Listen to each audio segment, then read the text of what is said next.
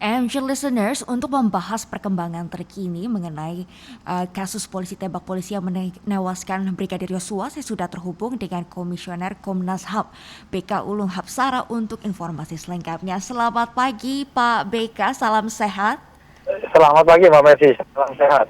Baik, Pak BK, pagi hari ini sudah dilakukan ekshumasi jenazah Brigadir Yosua dan kabarnya sesaat lagi akan dilakukan autopsi. Nah, ini bagaimana peran Komnas HAM? Apakah ikut hadir untuk mengawal proses ini, Pak?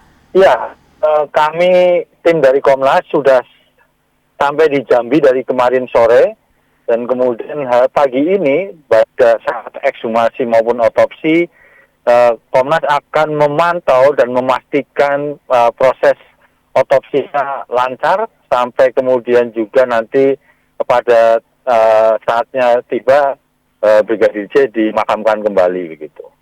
Baik Pak, lalu kemarin kan Komnas HAM juga sudah memanggil 7 ajudan Kadif Propam Polri nonaktif Ferdi Sambo. Nah, ini bagaimana perkembangan terkini Pak dari pemanggilan tersebut?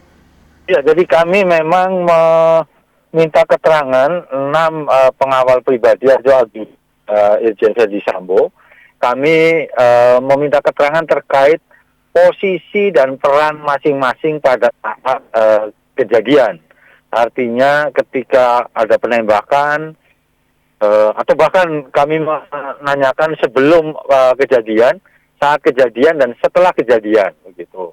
Artinya kejadian ada di mana, apakah kemudian sedang ada di TKP atau sedang menjaga rumah Irjen Ferdi Sambo yang lain itu, terus siapa yang ada di mobil, siapa yang ikut masuk dan segala macamnya. Itu yang keterangan-keterangan yang kami kemarin, termasuk juga kepada Baradae, bagaimana kemudian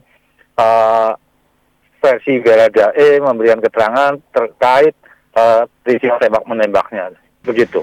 Baik, ada 6 ajudan Ferdi Sambo yang kemarin sudah pergi ke Komnas HAM ya Pak. Dan apakah ada perkembangan yang bisa disampaikan kepada media mengenai hasil perbincangan antara Komnas HAM dengan 6 ajudan tersebut?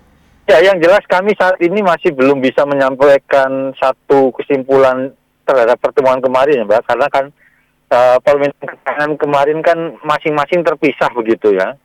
Terpisah dan kemudian pertanyaan-pertanyaan kami sudah punya daftar pertanyaan, tetapi tidak berkembang sesuai dengan jawaban dari masing-masing ajudan begitu. Nah, hari ini kami juga sedang mulai menganalisa gitu, sinkronisitas lah ya, sinkron tidaknya statement dari masing-masing ajudan tersebut begitu. Lalu nantinya kemudian kami sampaikan ke publik maupun juga nanti jadi laporan akhir. Baik, berarti saat ini Komnas HAM sedang melakukan sinkronisasi dari hasil wawancara kemarin ya Pak? Betul. Baik, Pak, lalu apa rencana selanjutnya akan dilakukan oleh Komnas HAM Pak? Katanya tanggal 27 Juli ini akan dilakukan pemeriksaan cyber dan digital forensik, apakah betul Pak? Ya, jadi kami hari ini memang pemeriksaan cyber dan digital forensik. Satu untuk mengkonfirmasi soal isu peretasan handphone begitu, yang laporkan oleh keluarga Brigadir J. Juga lalu lintas komunikasi antar ajudan, antar kemudian dengan Irjen Ferdi Sambo dan istri dan yang lain sebagainya gitu ya, atau dengan pihak-pihak lain yang dianggap penting. Terus juga meriksa CCTV. CCTV kan diinformasikan bahwa CCTV di rumah Irjen Ferdi Sambo ini mati, sementara di komplek yang tadinya dilaporkan hilang sekarang ketemu. Nah, pada titik itu kami meminta kira-kira seperti apa proses dari pemeriksaan CCTV tersebut kepada teman-teman kepolisian. Baik, ini kalau boleh tahu CCTV yang di mana saja nih Pak yang akan diperiksa dan ponsel siapa saja Pak? Ya, ini kalau yang diperiksa dari CCTV dari mana kita belum tahu ya Mbak. Yang dibawa oleh teman-teman kepolisian kan kami masih harus memeriksanya, tetapi meminta bahwa semua CCTV yang terkait dengan peristiwa ini begitu disampaikan ke Komnas begitu. Baik, berarti ini akan ada keterangan langsung dari kepolisian kepada Komnas HAM ya Pak ya, untuk membuat ini menjadi lebih transparan dan terang benderang sesuai dengan arahan dari Presiden Joko Widodo. Pak BK, Bagaimana sih sebenarnya Komnas HAM melihat kasus ini karena kan sedang menjadi perbincangan hangat di masyarakat dan juga menjadi perhatian mengenai misteri kasus kematian Brigadir Yosua. Dan apa yang ingin disampaikan kepada masyarakat, Pak?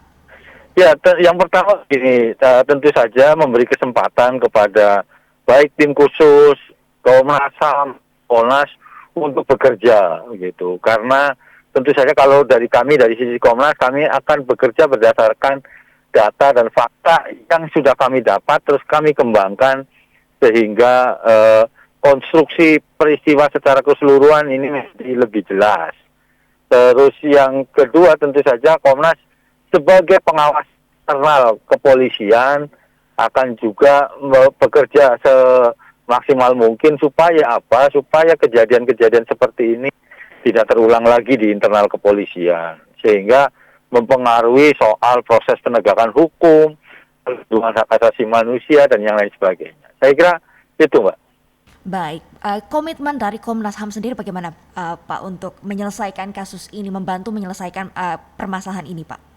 Ya, kalau soal komitmen kan jelas gitu ya. Kami sebagai lembaga negara independen akan terus mengawal kasus ini, terus kemudian seobjektif mungkin, tidak ada yang ditutup-tutupi, dan saya kira juga kalau ada partisipasi dari masyarakat untuk memberikan info, data, dan yang lain sebagainya, dengan senang hati kami akan menganalisa dan menindaklanjuti kalau diperlukan. Baik, terima kasih Pak BK Ulu Hapsara sudah bergabung dengan MG Radio Network pagi hari ini. Kita akan sama-sama pantau dan juga dukung Pak proses dari penyelidikan dan juga proses yang akan dilakukan untuk bisa membuat kasus ini terang benderang dan menjadi jawaban kepada masyarakat. Terima kasih Pak. Sama-sama BK, Mbak. sukses sehat selalu Pak. Iya, sehat semua untuk kita. Selamat pagi.